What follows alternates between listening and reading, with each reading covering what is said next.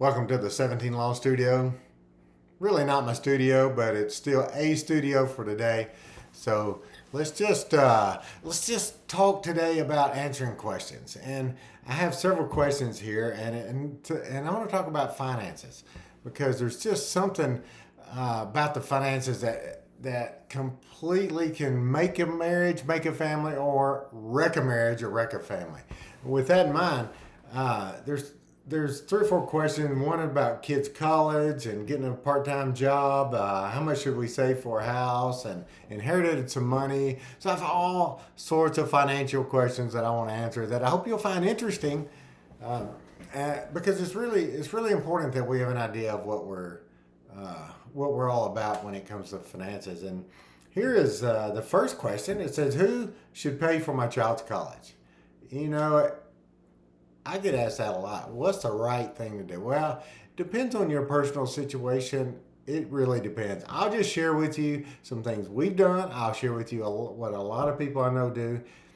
And then I'll just kind of sum it up and say, well, for sure you want to do this. So, with that, for us, we told our kids that we were going to do everything we could that they would graduate undergrad debt free if they did get on ACT, SAT, did they participated in certain ways and that. So they had to make good decisions. We weren't going to have attitudes, anything like that. And fortunately, where we live, they had good grades and there's scholarships available. It really hasn't been that painful at all on the college for us, and that's for people college. So to give you an idea, so I really, if at all possible, I wasn't going to go in debt for their college, and somehow by the grace of God, it worked out that we're able to take care of their undergrad. They didn't go to crazy expensive schools. They could have, and they had some scholarship money and all that. But undergrad, yeah, we're going to do everything we could to so they could graduate debt free. That wasn't a guarantee. That was just if we could make it happen, and we've made it happen so far. Now, I know we have friends where what they do is they say, "I'm paying half, whatever it costs. I'm paying half. You got to make good decisions, good grades, show up for class, those sort of things, and I'm paying half." I had, I've got another family. I thought this was brilliant. If I'd have thought of it, I might have would have done it. I don't know. And they said, "I tell you what, when you get your degree, you borrow money, you work hard, you try to get it however you want to. I don't care. But once you get that degree, I'll pay off your student loans." And he was talking about undergrad, not going on to masters and PhD, MD, whatever the case may be. Um, and we uh, that's actually not a bad idea. So if you're going to student loan yourself, but then you're going to skip class and you're not going to finish school, then as a parent, hey, I wouldn't want to do it either. So I actually thought that was a good idea. I also have friends who they had so much money set aside and said, "Here, this is how much money I've got saved for your college. When it's gone, it's gone." And so that means some of those, a couple of their kids actually went to a community college, and with a lottery scholarship, they could actually go free, and then they could use that money for the next 2 years if they finish their 4-year degree.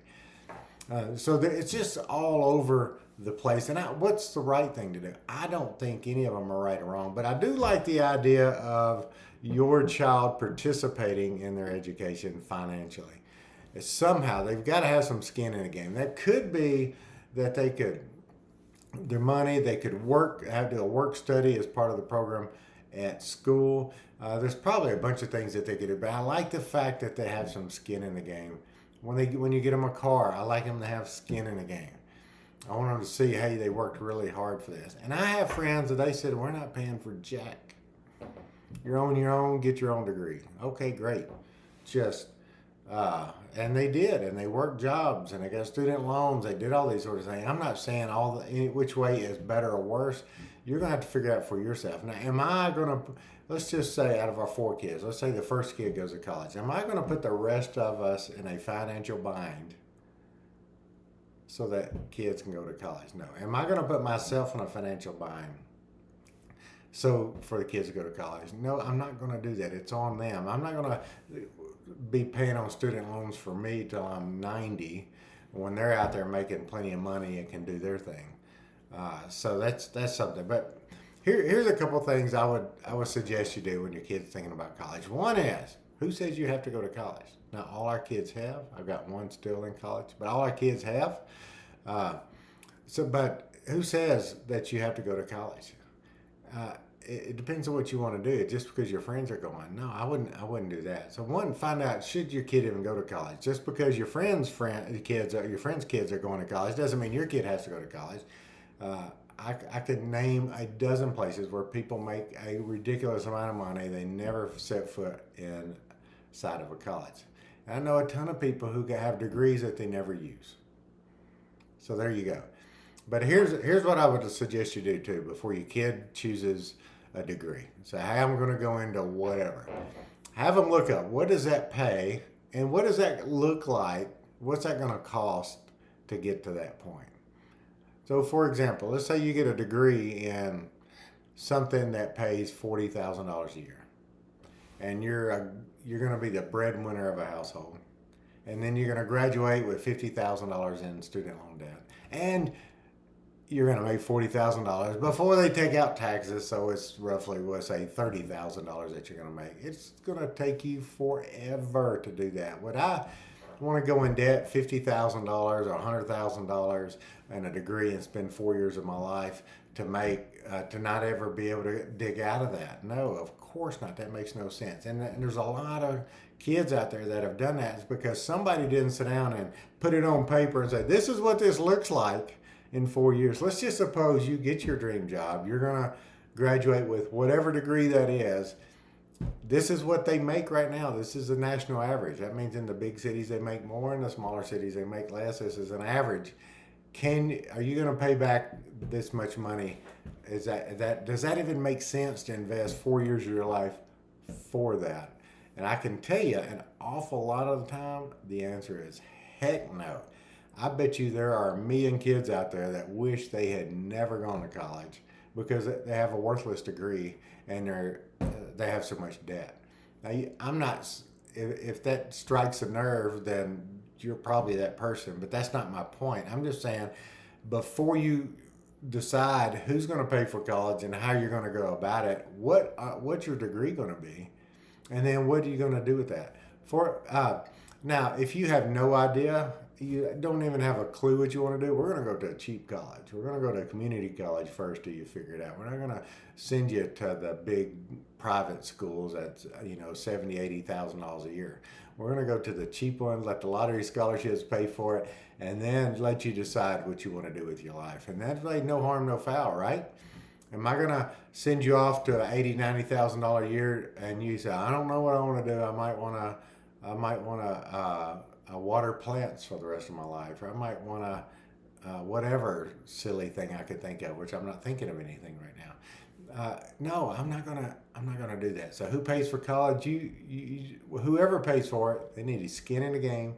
We're not going to put our family in a financial bind, and we're not going to pay on it as a family for the rest of our life so you can get a college degree. No, not going to happen.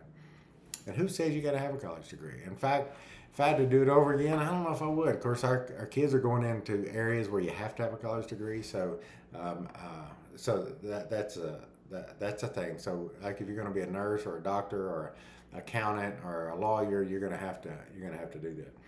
But if you're gonna, I know a plumber makes crazy money. I know electricians who work 4 days a week and they make crazy money. It's I could go on and on. So I'm gonna go to the next question. I hope that helps. How do I get my wife to understand she needs to get a part-time job for us to make it? That sounds like a really tough question, doesn't it? How am I gonna talk my wife into getting a part-time job so we can make it? Well, it's actually it's an easy answer. Well, obviously, you're not on a budget. You don't have any financial plan. If she's not convinced, maybe that you have to. Maybe you're blowing money and you have a $80,000 truck and a $1,200-$1,500 truck payment, and that's why she has to get a part-time job. Or you have a bass boat attached to that you your ego won't let you get rid of. Maybe you have a big old giant gun collection or something. Maybe you're hunting and fishing. Maybe you've got these fancy golf trips. You're traveling all over the world. I don't know. I don't really know what's going on here. But the best way to convince both of you that you need to step it up financially is to get a financial plan together. And honestly, I see some income problems, but it's usually income or spending, but I see more spending problems than income problems. So for you, you may have to sell your house. Maybe you have too much house, and it's just your pride and your ego. I don't know. I'm gonna stay in this big old nice fancy house, and well then, and if that's the reason you wanted to get a part-time job, that isn't. I know I'm not for that at all. Maybe it's you're up to maybe you bought a bunch of stuff on credit cards, or you've done a lot of 12 months same as cash, and you didn't pay it off in 12 months. Now you have all this interest you have to pay. I bet you that it just feels like that the fact how you're asking the question that could be the case. I don't know. You can email me at russ at the 17 laws and set me straight. But if that is the case, I would get a financial plan together. And truly, if you are frugal, you haven't bought too much house. You have some reasonably priced cars, or maybe one of them's paid for, and one of them has a small car payment. You don't have a lot of debt anywhere else. Maybe that's the case. But if that's still the case, we might look at your income. Maybe you're in a job that you need to pay. I mean, you need to get a different job, maybe a better paying job. I see that a lot where guys just feel like, oh no, I just want to do what I love. I just want to love my job and all. Well, I tell you what I love about a job is that it pays and it takes care of my family. I love that the most. And then if I happen to like everything else about it, yeah, I'm all for that. But I'm not gonna I just love going in, but my whole family's stressed out, and if kids need braces, I can't provide, or oh, I now my wife who's raising the kids, who wants us to be home with the kids, and she can't because I just want to work my 30-hour a week job and make peanuts. No, that's not the right thing to do, in my opinion. Get it. You may have to get a better job that pays a lot more. But to get your wife to get a part-time job, I can tell you that I know a lot of women that if everything was laid out on table and it was all on paper, and this is a situation we're in, and she needed to get a part-time job in order to get caught up or knock something out or to make ends meet, wouldn't have a problem with it. Wouldn't have a problem with it. Get her a part-time job so you can go on more golfing trips? Nah.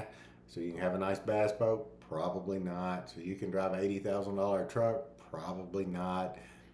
So I hope this helps on how do you do that. Put the plan on paper. The next question is, how much should we save for a house? That's all the question. The reason I'm reading that one is because I have had that literal question almost word for word a dozen times, and I think it's because the housing market's so crazy right now, right? How much should you save? Well, this is how I would look at it. I'm just going to guess. Let's just say they're 26 years old. They've been married 4 years. They both have a job, and they're doing okay. So I'm going to assume they don't have kids. I don't know why I'm assuming that, but I'm just, for the fun of it, I'm going to assume that. So first thing I would say to this couple is, hey, do you have any car payments? How many? Both of them. If you have two big old giant car payments, I'd get one paid off before I bought a house. I really would. Get it paid down, or sell one and buy a junker. Whoever doesn't really need a nice car, I would do that. And then I would look at the credit cards and any other debt you have, and I'd get all that. I'm more concerned about you not having debt when you buy a house, than I am the down payment. So if you paid the minimum down, say you're buying a $200,000 house, and you get some banks and credit unions will do zero down. I'm okay with that if the house is worth it. I don't want to finance $200,000 on a $150,000 house. No, I don't want to do that. You shouldn't buy that house anyway. But I like the idea of paying off everything, and then you can easily afford to put the house on shorter term. And I know there's some financial people out there that say, oh, I would never go past 15 years. Well, in real world life, a lot of people would never get a house if you put it on 15 years. But so when you look at how much down, I want you to first get out as much debt as humanly possible, and then pay some down. personally, I think at least 10% would be ideal. But if you could afford, let's say your payment's $1,500 a month, but you could afford to pay $1,800, and you do pay $1,800 because you don't have all this other debt that I'm talking that you're going to get rid of. So I hope that helps. Mainly, I'm more concerned about getting out of debt, so you're not in all this debt and a house payment. Uh, there's something about a house that people say, well, I don't want to rent because it's throwing money away, right? Well, the people who say rent is throwing money away have never bought a house. It's rare that they buy a house because when the roof is something happens or it needs painting or the dishwasher breaks or the garbage disposal breaks or whatever, if you're renting, you just pick up the phone and call. And if you are buying, if that is your house, you're going to Lowe's and you're going to spend all day Saturday putting in a hot water heater. And you're going to pay dearly for it, or you're going to hire a plumber or electrician who make a lot of money, right? And you're going to pay them that, which they deserve it. They do a great job. And I'm thankful that, God bless America, plumbers and electricians make a really, really good living. But you're going to have to pay that as a homeowner. So just if you feel like, oh, I just have to buy a house right now because I'm throwing money away renting, it's not necessarily true.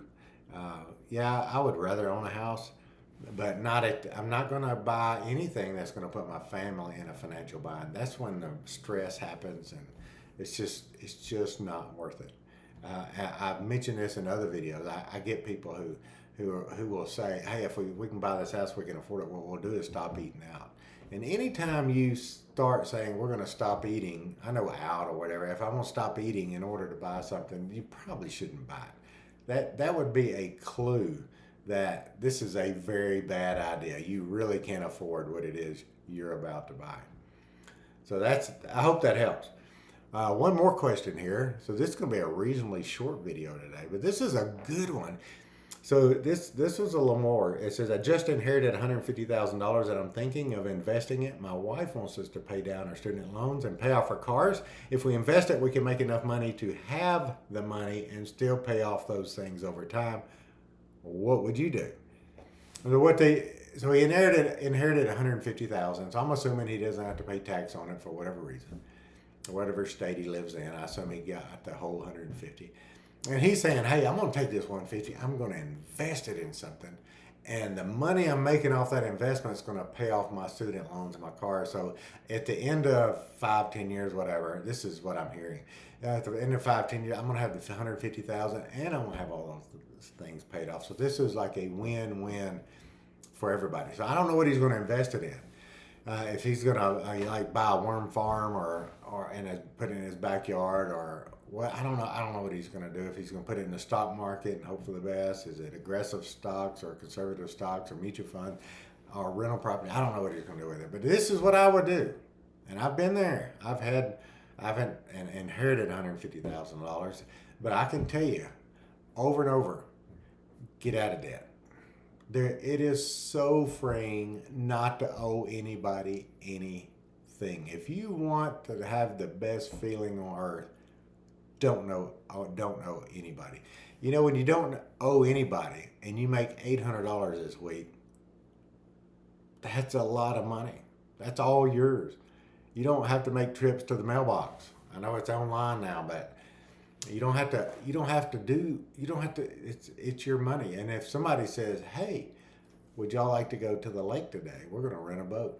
Sure. Hey, the kids need braces. Not a problem. Hey, the transmission went out. Not a problem. My car needs tires. Not a problem. The dishwasher goes out. Not a problem. Hey, honey, you want to go on a Royal Caribbean cruise in March when it's cold? Not a problem. It is so refreshing and freeing to not owe anybody anything. So I was in a heartbeat. I would take that 150 and I would pay off everything I possibly could on my credit cards, cars, and all that. And then if there's any left over, I'd pay it down on my house.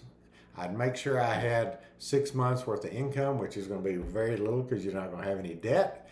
And then I'm going to then all those payments that I was making, I say if I was making $1,000 a month with car payments, $1,000 a month for a house payment, I'm gonna take that $2,000 and I'm gonna invest that in a conservative place or save it wherever you decide to save it. That's how I would do it, and it's it's easy to answer. I would choose debt free over just about anything, anytime. There's nothing more freeing than not owing anybody anything. I know you're gonna have property taxes, utility bills, those sort of things, but I'm talking about making payments on something.